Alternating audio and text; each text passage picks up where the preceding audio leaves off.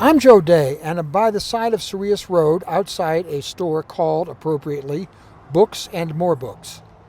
The store is run by Helen MacLeod, and you'll hear from her in a minute. But first let me tell you what some people I met inside say about this place and about Helen. I'm with Michael Wright, who is an artist here in town. Why do you come to this store? Well, I like Helen very much, and I like the way she runs her business. And I come here to pick up a book every once in a while, either an art book or a novel or something like that, you know. This is an unusual store, isn't it? Yes, it is. What makes it so, you think, Michael? Well, I think it's Helen. Lucinda Hoyt is another regular here. Lucinda, you're one of a number of people who have come in here this morning, and this seems like a gathering place. This is Helen's salon. Helen's salon. What goes on here? Helen is our heroine. Why? And I'm a heroin addict. We love Helen. This store is jammed, floor to ceiling, wall to wall, with used books. Helen MacLeod's been in the book business for many years. Helen, you have a loyal following here. Yes, I do. I have. We've had the same customers for years. I used to work at Garcia Street Books, and I have customers that have followed me from there. So, but to used books, they're wonderful. It's like treasure hunting coming to this store. So the books bring these people together, and so do you. Well, yes, I like introducing people to each other and to books that they might be interested in. What is happening to books? Unfortunately, well, I say unfortunately, but I don't know. The book business is changing, especially the new books, although I read publishers weekly, and they're still publishing lots of books. But are people reading books the way they used to?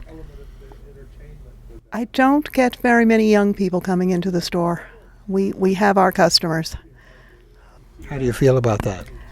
Well, I'd like to get younger people. I shouldn't say that because, but it's a different age group. So, what do books mean to you? Oh, I love books. Why? What changed my life. My cousin is a poet in San Francisco, and when he went away to college, he gave me the books that he didn't take with him, and it was wonderful. My hope is that people put away those Kindles and start reading real books because you have the feel of them. Start reading new used books because not only do you have the feel, you have the wonderful smell of old books and sometimes wonderful notes and that people have left in the corners. It's exciting. You have a little bit of a Boston accent. Oh yes, I'm from Boston. How would I know? Oh, I'm for years I tried to get rid of my accent. Now I'd like to get it back.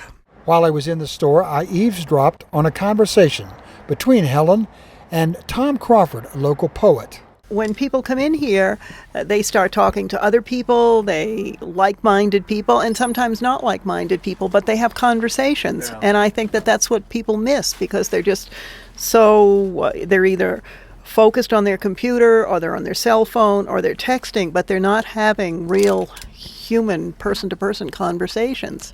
That's right. That's right. I come in here primarily because you're in here. Now, I would come in here anyway because of the books, and there's a selection of poetry, which is my first love. Helen MacLeod and her friends know better than most that the future of books is uncertain, and perhaps that's why they cling to their friendships and their books. For KSFR News, I'm Joe Day, around and about Santa Fe.